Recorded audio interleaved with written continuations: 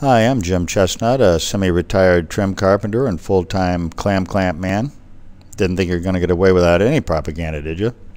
Anyway, this next 8 minutes might be able to save you a bit of time if you're used to coping big crown molding with a jigsaw, simply by changing the blade you're using.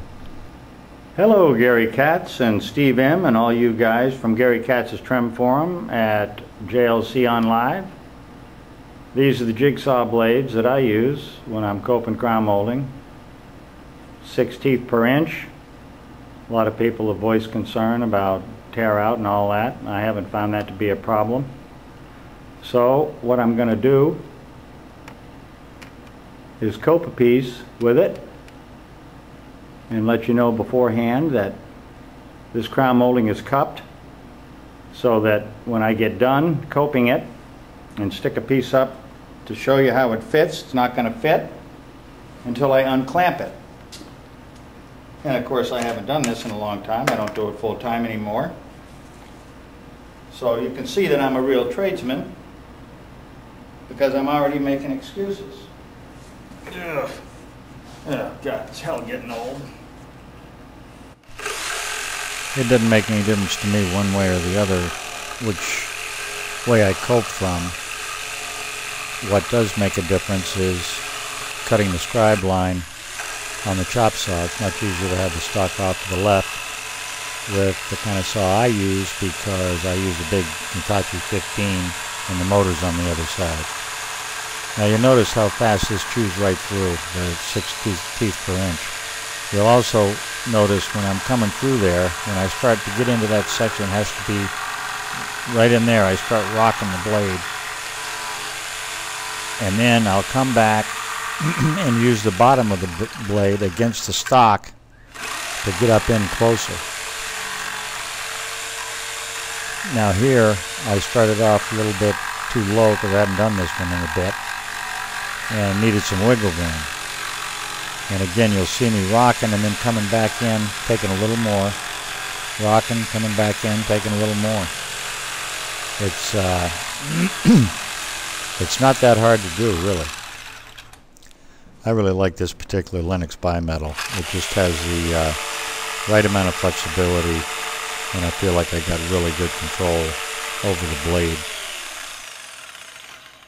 I'm going to try to keep my hands out of here, but the Bosch blades I think are too stiff and brittle. I mean, stiff is good for a lot of things, but in the daytime, coping crown I don't think is one of them.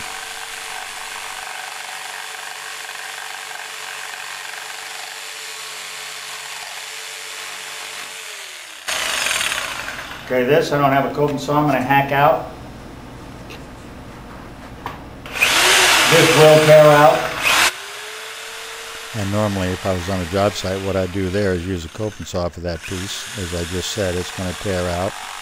And sure in hell it did. I have that saw set on the first, the least amount of orbit.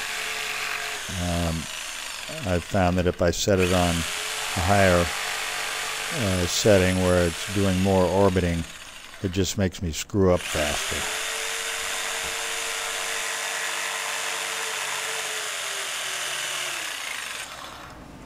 And one thing I should mention, this is a 45-degree crown molding with actually 3 spots, but 2 particularly that have to really be thinned down.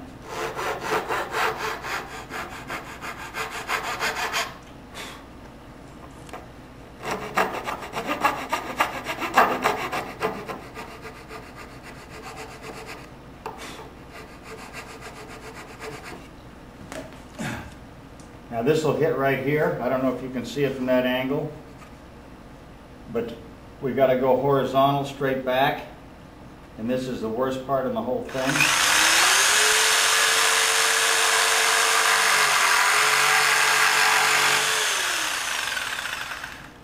And right up in here we got another spot. Now again, it's hard to see from this angle, but what I'm doing there is I'm bending that blade, holding it on the meat in the back where I'm not going to be coming through, and then bending it up in on the front edge where I can get in there close and get that section out of there that's going to hit. Okay.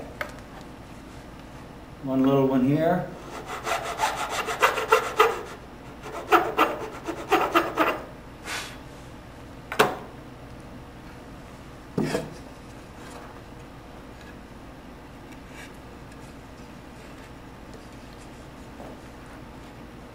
Okay, you'll see that that doesn't quite, I don't know if you can see it or not.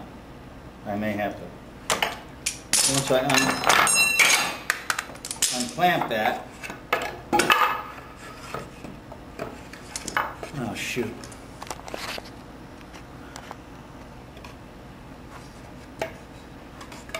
Okay, now I feel like a dentist here, trying to look backwards and upside down and all that.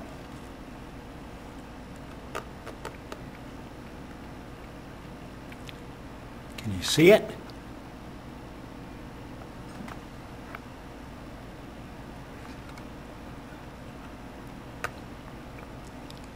I can't see it. That was with a minimum amount of bullshit. Okay, I think I finally outsmarted this camera, so we can get a picture of this maybe. Trouble is, I can't hold this and zoom in. I guess I'm not that smart.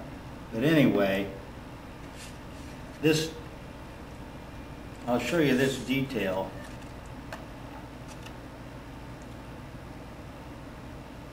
Maybe I can zoom it in. Ah, it doesn't matter. Okay, there's that part where I didn't have a coping saw. Man, listen to those old bones creaking.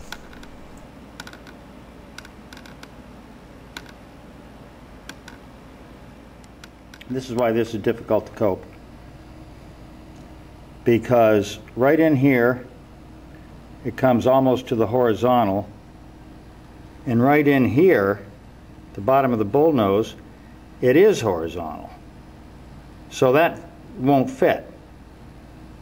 We just have to thin it way down so that we can shove it up in. And that's not back cutting, that's simply going 90 degrees horizontally back to the wall. This was a mock-up to show how stupid this would look for one of my customers. Here's that piece of crown with a flashlight behind it, and the light's dimmed. You can see the light going right through both the wood and the paint in those two troublesome areas where the profile goes nearly horizontal on either side of that vertical shelf or fillet. The rest of the crown, there's very little light showing because it's not necessary to thin it down to that extent in those areas. And that thinning was all done with 6 teeth per inch.